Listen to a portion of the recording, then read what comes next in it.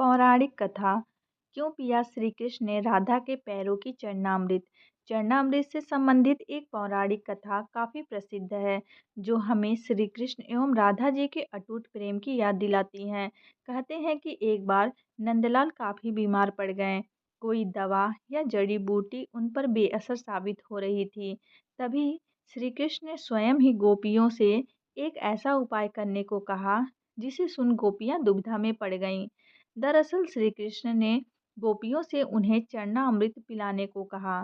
उनका मानना था कि उनके परम भक्त या फिर जो उनसे अति प्रेम करता है तथा उनकी चिंता करता है, यदि उसके पाँव को धोने के लिए इस्तेमाल हुए जल को वे ग्रहण कर लें तो वे निश्चित ही ठीक हो जाएंगे। लेकिन दूसरी ओर गोपियाँ और भी चिंता में पड़ गईं। श्री कृष्ण उन सभी गोपियों के लिए बेहद महत्वपूर्ण थे। वे सभी उनकी परम भक्त थीं। लेकिन उन्हें इस उपाय के निष्फल होने की चिंता सता रही थी।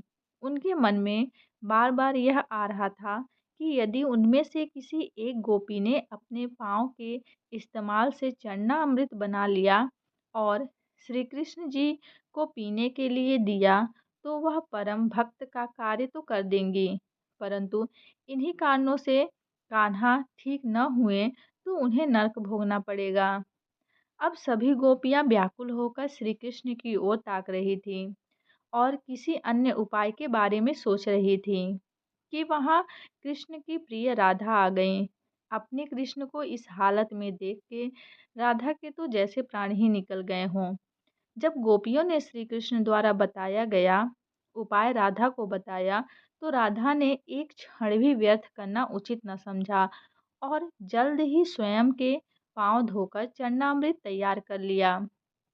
श्री कृष्ण को पिलाने के लिए आगे बढ़ीं। राधा जानती थी कि वे क्या कर रही हैं। जो बात अन्य गोपियों के लिए भय का कारण थी, ठीक वही भय राधा को भी था। लेकिन कृष्ण को वापस स्वस्थ करने के लिए वह नर्क जाने को भी तैयार थीं। आखिरकार कान्हा ने चरणामृत ग्रहण किया। देखते ही देखते वे ठीक हो गए, क्योंकि वह राधा ही थीं जिनके सच्चे प्यार और निष्ठा ने कृष्ण जी को तुरंत स्वस्थ कर दिया। अपने कृष्ण को निरोग देखने के लिए राधा जी ने एक बार भी स्वयं के भविष्य की चिंता नहीं की और वही किया जो उनका धर्म था। दोस्तों, इस तरह की पौराणिक कथाओं के लिए हमारे चैनल को सब्सक्राइब और वीडियो को लाइक ज़रूर कीजिए, ताकि हम आपके लिए इस तरह की धार्मिक कहानियाँ लाते रहें। धन्यवाद।